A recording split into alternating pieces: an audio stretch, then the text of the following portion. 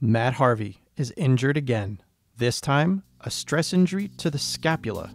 Bizarre and unusual to say the least, but it can be explained. Listen up to hear baseball pitching motion troubleshooter Angel Borrelli unravel the mystery in Season 4, Episode 7 of The Fix.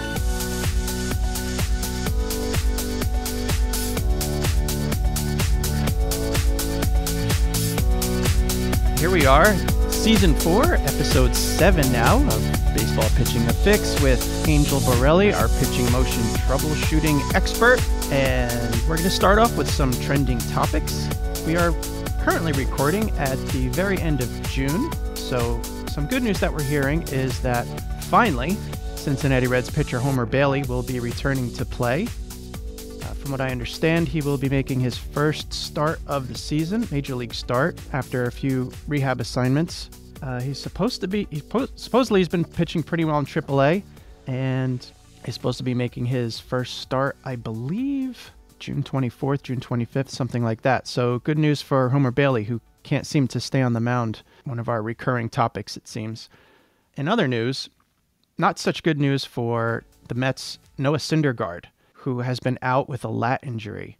Just recently, he had his lat re-examined by the doctors, and the original diagnosis said that he wouldn't be able to throw until at least the All-Star break. And based on what the doctors have said, his lat is not healing as quickly as it should be. I do have a question about this for you, Angel, though, because there was a statement by the Mets general manager, Sandy Alderson, and this is how it went when he was describing Noah Syndergaard's latest setback. He said, "Nothing specific has happened. He was reevaluated. The state of his right lat was reevaluated today. The prescription was basically more rest, more plyometrics before he starts throwing." And I had a question for you. All I know about plyometrics is that it's something that you do where you're like jumping up on boxes and things like that. So I saw that and it kind of hit me. And I was like, what would a pitcher be doing with plyometrics, and what would he be doing in regard to rehabbing a lat muscle with plyometrics? Well, plyometrics doesn't just mean jumping on boxes. I mean, you can do plyometric exercises for, let me see, do I want to say any joint in the body? Possibly, but definitely for the shoulder. For example, if you threw a ball, let's say you took a big medicine ball in front of you, and let's say you raised it up over your head, and you threw it real hard at the wall, it bounced back real hard, you would catch it, and the force of the catch would throw your hands backward over your head. That's a plyometric movement because it's forcing a stretch and it's developing a specific type of strength that, you know, is a type of contraction that pitchers or anybody who does an explosive movement uses. So a lot of times when they're rehabbing, when in the physical therapy world, when they rehab athletes like pitchers, they want to do plyometric movements, thinking that that is going to develop the component of the type of strength that that muscle needs. And of course, the lat is an accelerator, and we've talked about this before. Nobody gets that it moves the arm forward because everybody thinks of it on their back. They see someone doing pull-ups, you see the lat. Well, it's on their back, but it wraps around to the front of the arm, and it's an accelerator, and it's huge compared to the chest. So it is actually helping with the internal rotation of the shoulder. So what they're probably doing, but this is scary to me when I hear this, because first of all, obviously, as a strength coach, we have to study many modalities, and I, you know, in addition to studying just strength training and Olympic weightlifting, etc., I studied speed work, speed running, plyometrics. We do that to expand our knowledge. And to this day, I very rarely use plyometrics with any of my pitchers because the fact of a muscle being able to contract fast is a product of how strong it is. So I usually work with the strength component because their muscles are very often very sensitive to doing training that resembles so much what's done in pitching. In other words, let the pitching handle that. in the gym, we do the strength. Now, when someone's coming off of a serious injury, the physical therapist is probably thinking, well, let's test him out on the type of strength that he's going to need to have to see if it's okay. Now, it's not a way that I would do it, but that's probably what they're thinking. But if they're getting an MRI, or if a doctor has examined and says he's not healing, then he shouldn't be doing plyometrics, because that's something you would do only when you're certain that you are healed. And in fact, you would be, in my opinion, needing to play catch and be sure you're okay with just playing catch, which doesn't have that kind of, explosive movement. And then when you continuous training, add that in. So that's kind of strange. But here's what I'm thinking. I think that the coach is probably hearing words being thrown around, and that may not be accurate. Especially, a doctor wouldn't release someone to do plyometrics unless the MRI had shown, yes, you're healed and you're able to advance to that stage. Plus, we would also, I believe, have heard that he's already started his throwing program, and he's advancing in his flat ground throwing and in his plyometrics. So I think something might be off with the reporting of it. But yes, whenever there's a shoulder injury, and the lat is a shoulder muscle, you do physical therapy does have you throwing balls into nets and catching them and going backwards and all these crazy things.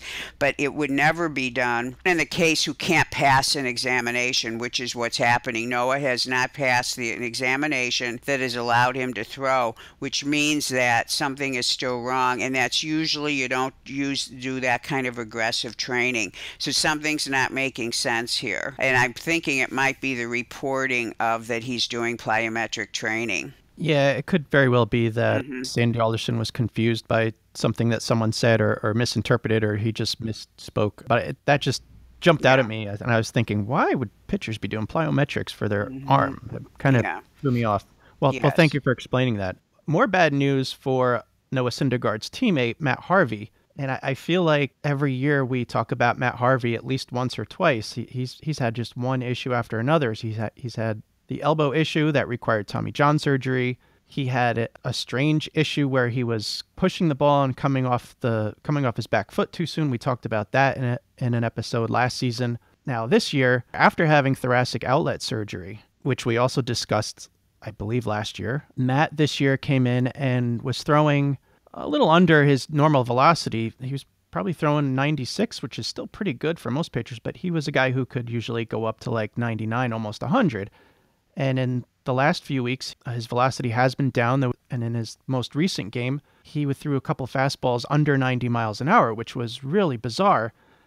And at first, the Mets said that he had a tired arm. Then he went to the hospital. Then they said they weren't sure what was wrong. And then, to make a long story short, turns out he has a stress injury to the scapula bone in his throwing shoulder. And they don't really know why it happened. They don't know too much about what's going on with it. They gave him a PRP injection, and they told him to take a rest and wait for things to calm down, and then maybe he can start throwing after the injury heals. So I am just mystified by what's going on with Matt Harvey, especially after our last episode of talking about pitchers who are constantly having one injury after another. We discussed that in the last show, and I encourage everyone to go back and listen to it if you haven't already. It talks a lot about why pitchers get hurt and stay hurt and can't stay on the mound. And Matt Harvey now is another one of those pitchers who can't stay on the mound. So just to let our listeners know, I sent you some video of Matt from May, so just about a month ago. And I was thinking that maybe he could be our teaching moment this episode. Well, I am so sorry to be hearing this about Matt. I mean, he's been somebody that I've been concerned about for a long, long time. And yes, we've been talking about him for at least 3 seasons. And we did address this thoracic outlet thing, actually one of our first shows of this season, because I think someone else came down with it and we wanted to know about it. And it led into a discussion about the shoulder and the shoulder girdle, the shoulder blades, which is what he's fractured. It led into a discussion about the serratus muscle, which is an important accelerator. And so I've been really concerned about him. And it breaks my heart, because when I look at Matt Harvey, and even with the video you just sent me, and even with what I saw, which is so scary to me, I think Matt Harvey has some of the best. I mean, he's got the potential physically to be absolutely a stellar pitcher.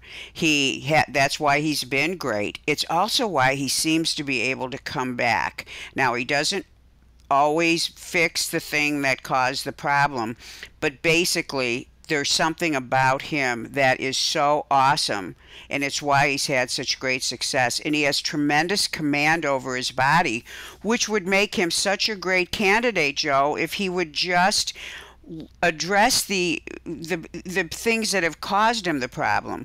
So I'll cut to the chase by saying that on the video you sent me, and it was of the game that was on May 12th, what I saw him doing as he came out of the glove is exactly probably why he fractured his shoulder blade. So just to explain to everyone, the scapular bone, as was said by the news article, the scapula is another name for the shoulder blade. So you know them as a shoulder blade. And who has ever heard of anybody fracturing their shoulder blade? You know, if you're a cyclist and you hit the ground or something, that's possible. But this is not a common injury. I don't think we've ever heard it in pitching. But if you remember, Joe, I think it was 2-3 weeks ago, we were talking about the thoracic outlet syndrome. And I was talking about the fact that, you know, people have trouble with this nerve that comes out of their neck, and they end up having this because it crosses the shoulder. And the shoulder and the shoulder girdle, and the shoulder girdle are the shoulder blades plus the clavicle, which is your collarbone. The shoulder joint, everybody knows where that's at. Those are two different joints. When you have thoracic outlet syndrome, you're having a problem somewhere up in the shoulder, somewhere in the shoulder girdle. So now you've got a pitcher who's having problems up there to the extent that he was diagnosed with an injury where he ended up having a rib removed.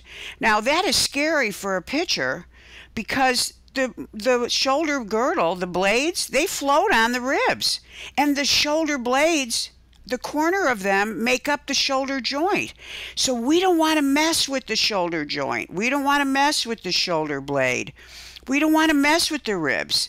But he had some ribs removed. So now he's already had a history that there was something going on that actually took him to the level where he had to have that surgery. You know, I'm wishing that he had gotten his problem solved before it got that bad.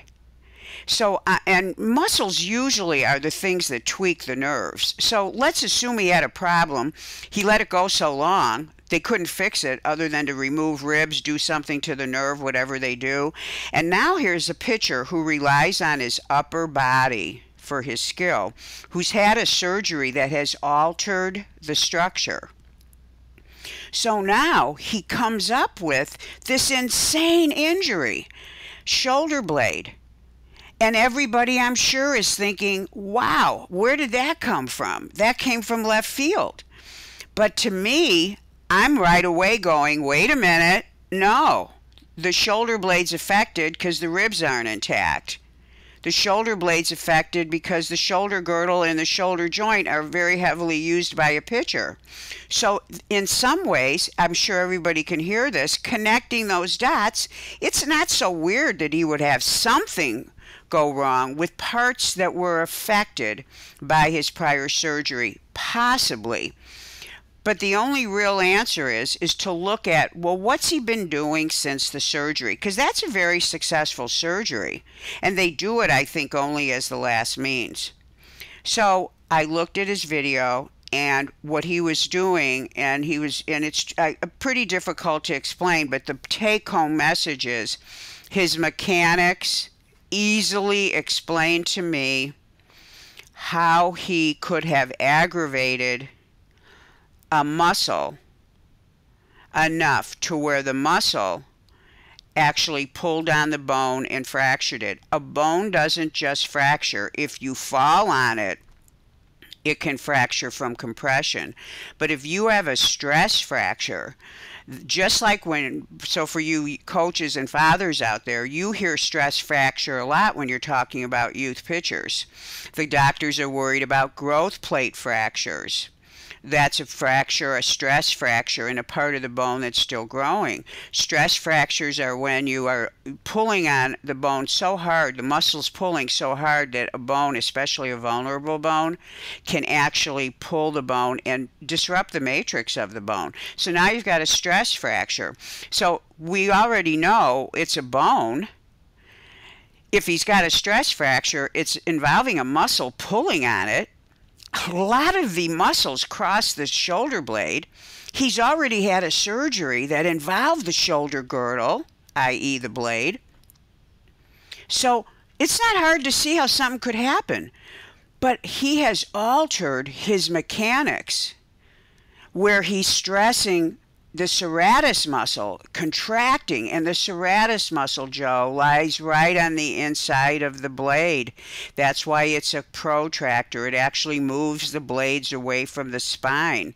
And he's now doing something, or at least he was on May 12th. And by the way, the pitch that I looked at, he gave up a home run on that pitch. But he was also at 100 pitches. So he's doing something that is stressing a muscle that lays on the inside of the blade.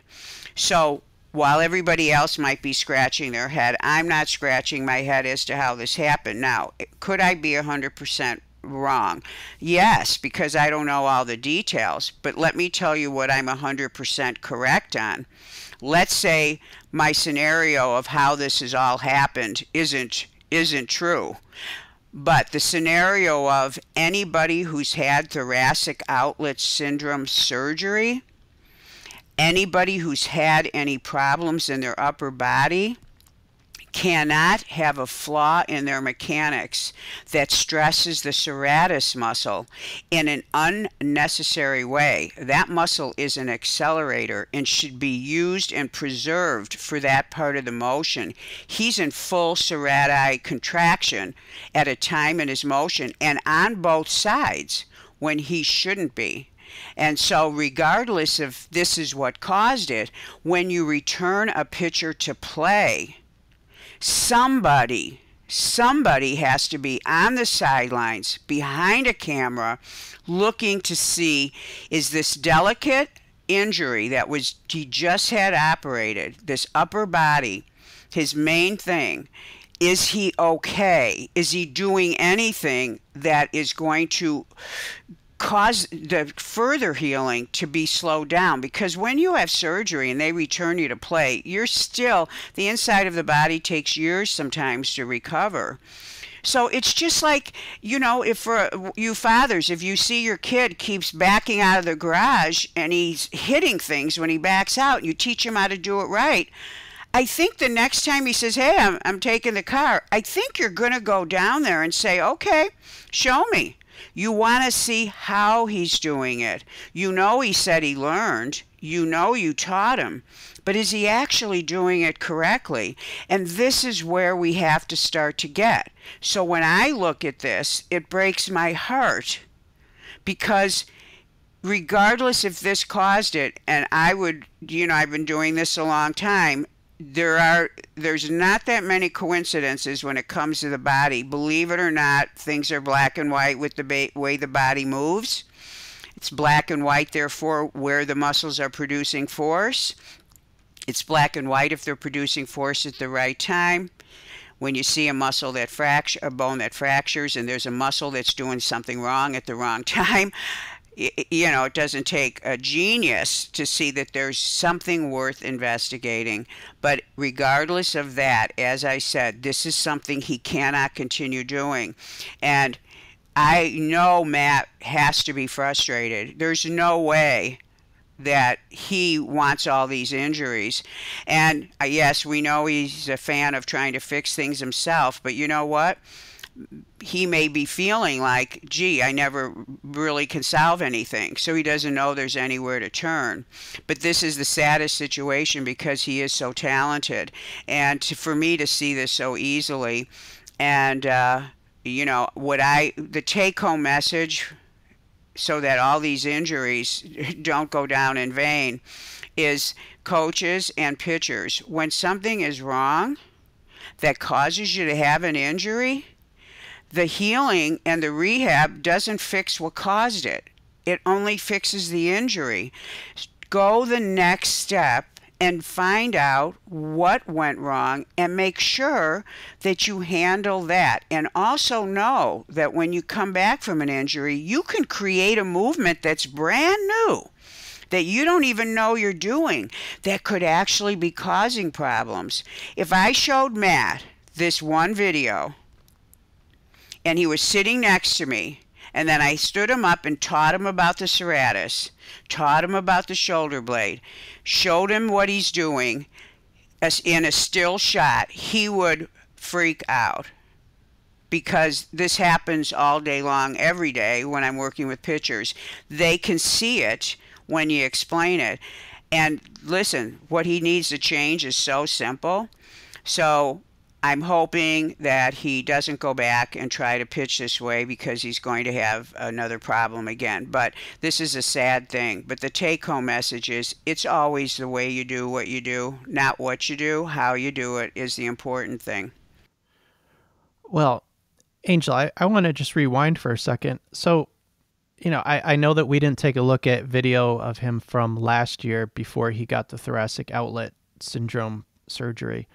Is it possible that this flaw that you're talking about was there prior to the thoracic outlet thing, and it was something that could have even caused the pressure and the symptoms that he was having with the tingling in his fingers? Well, it's definitely a great question. So, for example, if a coach brings me in, or let's say a pitcher hires me, and he's a pitcher who's being paid to do his job. This is a guy's job. This isn't a sport, like go out and have fun and throw a ball around. Sometimes knowing that is very important, because then you can see where did the breakdown take place. And that's what you do when you do a forensic analysis. You look at the mechanics, you try to see where it changed. But yes, absolutely. But see, this step should have been done before, when he started having the symptoms in his upper body. But like even prior to that, he's been having pain for years that were associated with one thing or another. And I know every time we've talked about him, Joe, you do such a great job with sending me video. I'm always able to explain, if I remember correctly, what I think he's doing. Now, months ago, I was worried about him before the thoracic outlet at the beginning of the season. And I was concerned, and I'm concerned about him because I know what he's going through. I work with pitchers every day. They're people to me. And it's sad that it got this far, but absolutely, sometimes when you look at his injuries, it looks like a map, just like an elbow injury. Oh, my forearm's tight. Gee, my wrist hurts. God, I'm practicing my slider every day. Wow, my elbow's starting to hurt. Oh, my bicep's starting to hurt. Oh, my forearm's tight. You get this picture. He's saying these same things every day, and the next thing, the inside of my elbow hurts. Oh, it's swollen. Oh, I can't straighten my arm all the way. And the next thing, he's got a diagnosis of a UCL tear, which, when the forearm started talking, had it been addressed, you could have avoided the stress. And this is what I said last week. You have to pay attention to the signs, because the body will always win. So yes, Matt is a good enough pitcher to where I wish that he had had someone on his team that was constantly evaluating his mechanics, not from the standpoint of always what a pitching coach can do. Nobody's been at fault here. The Mets have, I think, done some, they want to try to take care of their guys. But I'm talking about people that can connect the way the anatomy is producing the motion, not just pitching if he's throwing a strike. In baseball, I would love baseball to get to this, but I would want each pitcher to do this, to take better care of himself. So right now, though, he is going to be out of options. And this most recent thing is so connected to the fracture in his blade, which, like I said, is so unusual, that I'm hoping he becomes enlightened and decides that maybe he needs to go further with trying to figure out what's going on. He's so close to being excellent. I mean, he really has some incredible things that the way he moves in his motion, there's so many things about it that is so clean that it's really unfortunate that he got involved in these injuries, and now what he's doing doesn't look so good. Okay. I know we talk about this nearly every episode, but this is just another case of when a pitcher has an injury, it's not enough to wait for the painful area to heal and then start throwing again. You really need to go to the root cause of what caused the pain. For all we know, Matt Harvey could very well still have his rib intact and not have been removed if he had found out exactly why he was having the issue he was having, and if it was in fact this mechanical thing that is now turned into a stress fracture. So I don't know how many times we can say it, but I feel like we're beating a dead horse here. It's just so important to understand that things don't just happen because you're a pitcher. Things happen because there's something going on with your mechanics, and it's important that someone who has real knowledge of the pitching motion take a look at things and try to put the pieces together. The thing that's so sad to me for everybody listening, because we all are people with jobs, and we all are people who have dreams, and we want to fulfill those dreams. And sometimes we forget. And for those of you fathers who've ever had a child who didn't make the team, or let's say you get to college and you don't get drafted, or let's say you get cut, or let's say you have a year-ending injury, or something happens where you can't play baseball, or even if you lose your job and it has nothing to do with baseball, nothing's worse than to have something taken from you that's important to you. And for these guys to have the one thing that they do taken from them, and what's hard for me is it could be avoided. So it's a bad situation. It really is. And these are people. They're not just strike throwers. They're actual people. And so I would want everybody to take this message seriously, and I think it's why we keep repeating it. Your body talks to you, listen to it, get on top of it before it gets away from you. Right. That wraps up the teaching moment. We're going to now move on to getting it done with science. And again, this week we have a question from one of our listeners. Yes, I got a phone call last night from Scott, who is a coach. Wait, a phone call? A phone call. Yes, he called me. All Yeah, right. He went to my website, dug up my number. Well, guess what? He was listening to the podcast last week where he heard me say, "Hey guys, I can't always answer a question in email," and it's true. You can email me, but usually, unless it's something really simple, I'll always connect with you by phone because it's easier to teach. Plus, I guess you probably already know this. When I teach, I want to make sure I'm understood and that you understand. And unfortunately, I can't see all of you out there, but it's really great in a conversation when they ask a question and I teach, and then I say, "Did you get that?" And if he didn't get it, I say it a different way. So yes, he gave me a call. He's from Topeka, Kansas, and he's an ex-college pitcher, and he plays men's senior league baseball right now, and he's still pitching and pitching successfully, and he also has a son. But he is one of these coaches that actually wants a lot of information, and he goes around and he studies pitching coaches, their programs, etc.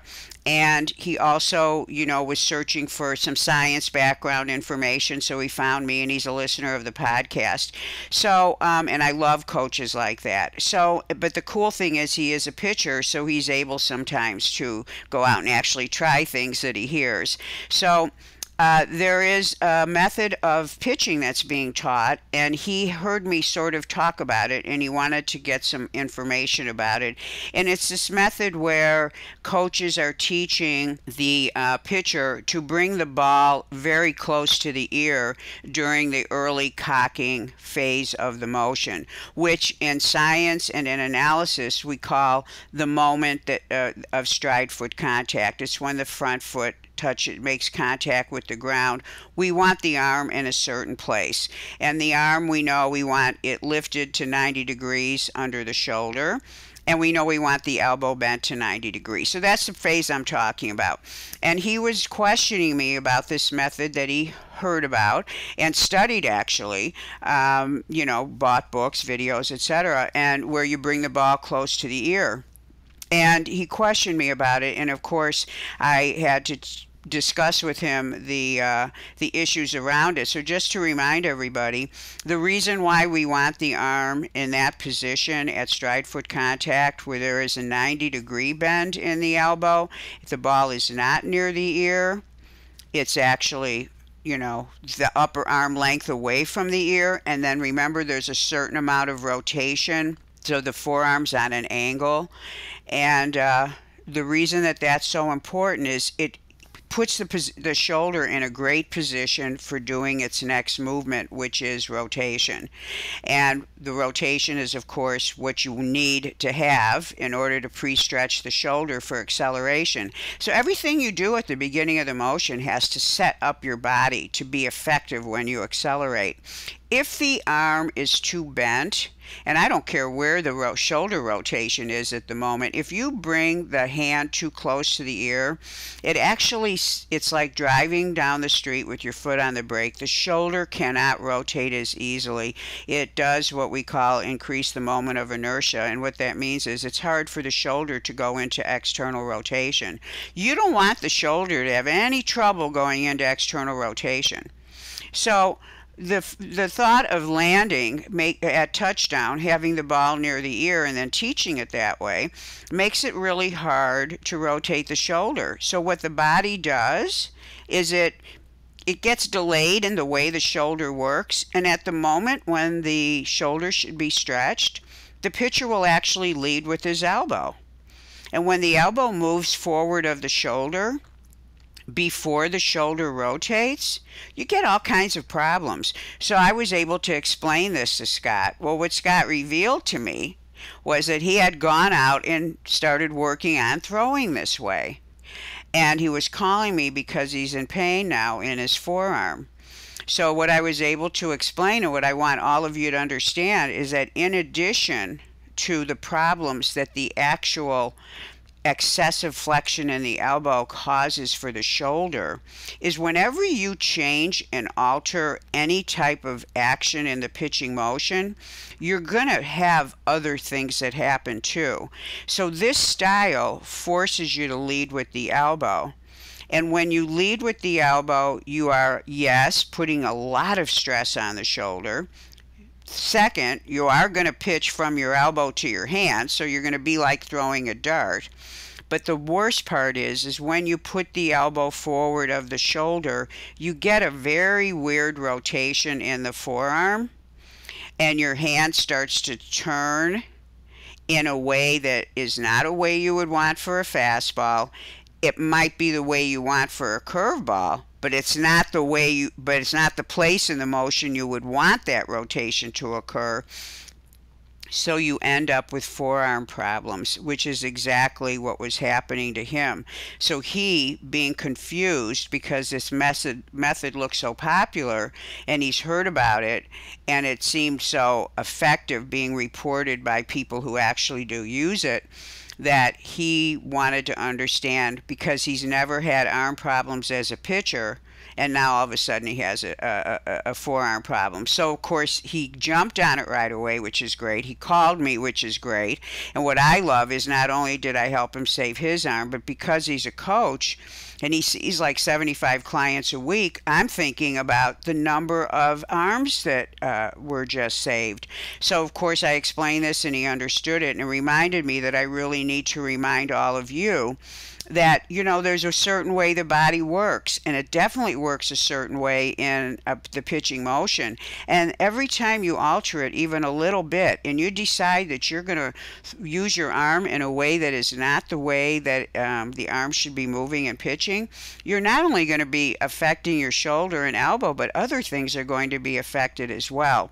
So be really careful about when you see anyone talking about a method of throwing that seems to be different than what throwing actually is. And throwing is always internal rotation of the shoulder, and the elbow releases at just about the same time. Anytime you see something that slows down the shoulder and has the elbow be the prominent or dominant joint, you have to start to go, whoa, I better research this a little bit more. So I think what Scott did that I love is he picked up the phone and called somebody who he knew would just talk science, talk straight up, and then he can now go back and decide, is this still working or can I modify it somehow? But he's got the information that's the science along with the other side of it, and he can make a combination or he can decide for himself. And I think that's what our role as coaches needs to be. So I thought this was a great phone call. Yeah, that sounds like you got a lot done in one little phone call. Yeah, That's unbelievable. exactly.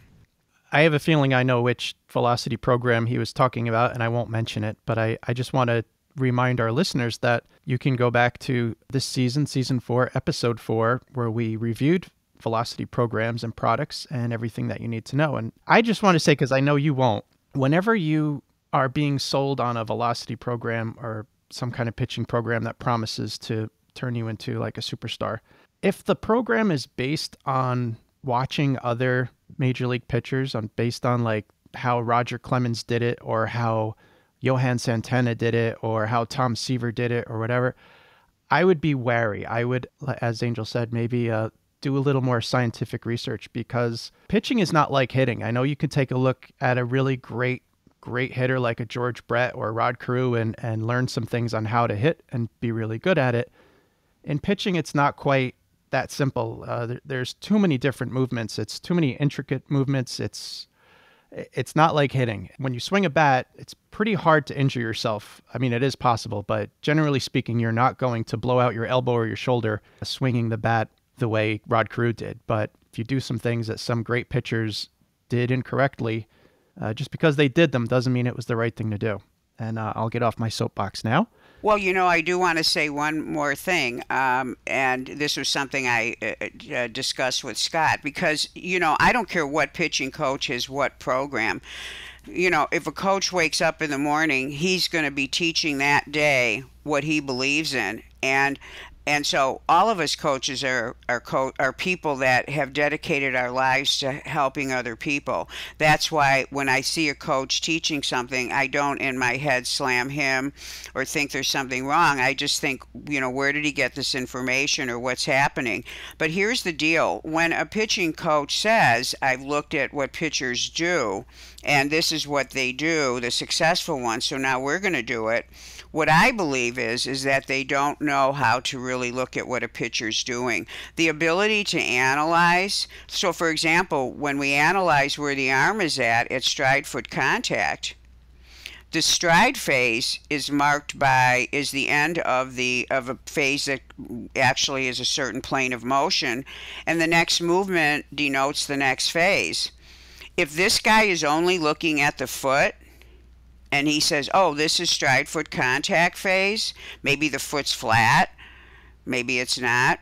If he doesn't have the background to double check that with other features to know that, yes, this is the moment of contact, he can't really make a comment on the arm. And the thing is, just so everyone knows, the arm is supposed to be at a certain angle and the shoulder has to have a certain amount of rotation. As soon as that pitcher starts turning towards the plate, the arm does fall in a little bit, the upper arm. But it doesn't move in because the pitcher did it deliberately. It's moving in because of internal forces on the lever. And you have to be taught and know not to let it fall in too much. And then as he's rotating, it starts to extend again. If this coach or any coach doesn't know how to determine the right moment of stride foot contact, they might be seeing the hand closer to the head and go, oh, wow, look at this. And then saying, this is what you do at stride foot contact. And really all he did was he inferred something from an analysis he did, but he's not really an analyst. So looking at video, and this is why parents, I always say, be careful when you video your kids. You think you see something, you don't see what you think you see, and what you see isn't what you might want to be looking at anyway. There may be a reason for what's going on. So it's really scary when you put tools into the hands of people. If you knew how long it takes to become an expert at looking at mechanics, and even after doing it for all the years that I've been doing it, when I get the pitcher that challenges me, I have to look and look, and sometimes I have to sleep on it, look at it the next day, because I go, what's he doing? There's something I'm missing, because I know enough to know that. So I think that in defense of pitchers who think that they're teaching something that they know works because successful pitchers have used it, they may not be really knowing what it is they're seeing, or they may be seeing something that's not really happening. So I think that that is why people should stick to their expertise, and I think whenever you're delving into the field of mechanics, you have to be really careful. But I was so thankful to Scott for calling, and I still, again, always invite questions. Email, call, do whatever you want to do to get to me or to Joe to ask or to bring up a question, because this is what I know. If one of you coaches is asking the question, then that means that there's many others asking the same question. So I think it's great to be able to reach out to a bunch of people at one time. So thank you for all your inquiries, and keep them coming. Absolutely. Thanks, Angel. Yeah, and if you want to reach Angel, you can reach her at angel@gymscience.com. Thanks so much for listening to this episode of The Fix. Please pass along to another pitcher, coach, or parent. Please subscribe to the podcast. If you have no idea what a podcast is, go to the App Store on your smartphone and search for Baseball Pitching The Fix, and you can download our app. If you want to learn more about Angel, you can go to her website. It's gymscience.com. You can also email her, angel@gymscience. For more about me, Joe Janish, you can visit fixingpitchers.com, and you can also hit me up on Twitter @fixingpitchers. Both Angel and I hope that you learned something this episode. If you have any questions, please reach out to us. And in the meantime, we wish you safe and effective performance on the pitching mound.